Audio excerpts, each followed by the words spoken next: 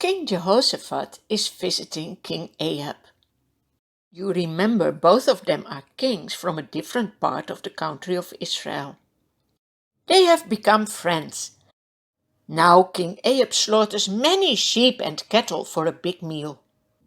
Then King Ahab tells Jehoshaphat, "One of our cities, Ramoth-Gilead, is taken over by our enemies. I want to go to war." Then he asks, "Will you join me?" Jehoshaphat replies, "My people are your people. My horses are your horses. But first we need to get God's advice." King Ahab asks 400 of his prophets, "Shall I go to warn or shall I refrain?" "Go," they all answer. "The Lord will help you and give your enemies into your hand." Their leader has even made iron horns. He declares, "Let these horns be a picture from the fact that you will destroy all your enemies." King Jehoshaphat is not convinced. He asks, "Is there no longer a prophet of the Lord we can ask?" Ahab answers, "There's still one prophet of the Lord, Micaiah, but I hate him. He never prophesies anything good about me, but always bad." Jehoshaphat says, "Don't talk like this." King Ahab calls a messenger and says, "Find Micaiah for me." The messenger advises the prophet, "Look, all the other men have prophesied success for the king. Let your word agree with theirs." But Micaiah says, "As surely as the Lord lives, I can tell him only what the Lord tells me." Yes, he is a real prophet.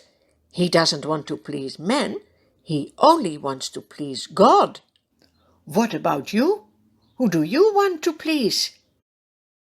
When the prophet of the Lord arrives, King Ahab asks him, "Micaiah, shall we go to war or not?" The prophet speaks mockingly, "Attack, and you will be the winner." Ahab says, "Be serious. How many times must I make you swear to tell me nothing but the truth in the name of the Lord?" Micaiah then gives him the real message from the Lord. He says, "I saw all Israel scattered on the hills like sheep without a shepherd. I heard the Lord saying, 'These people have no master. Let each one go home in peace.'" Ahab understands that this means that he will not be longer king. He says to Jehoshaphat, "Didn't I tell you that he never prophesies anything good about me, but only bad?"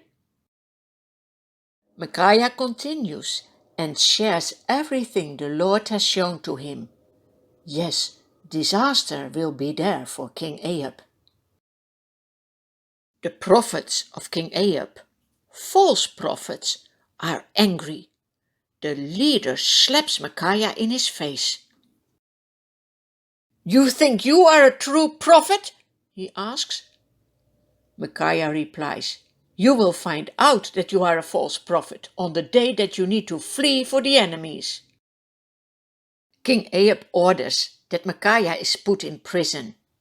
He will only get bread and water until King Ahab returns safely from the battle. Micaiah knows that will not happen.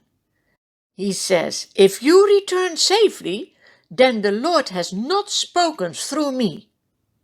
He warns the people around him and says, "Mark my words." What will King Ahab and what will King Jehoshaphat do with this warning of God? What would you do with God's warnings for you?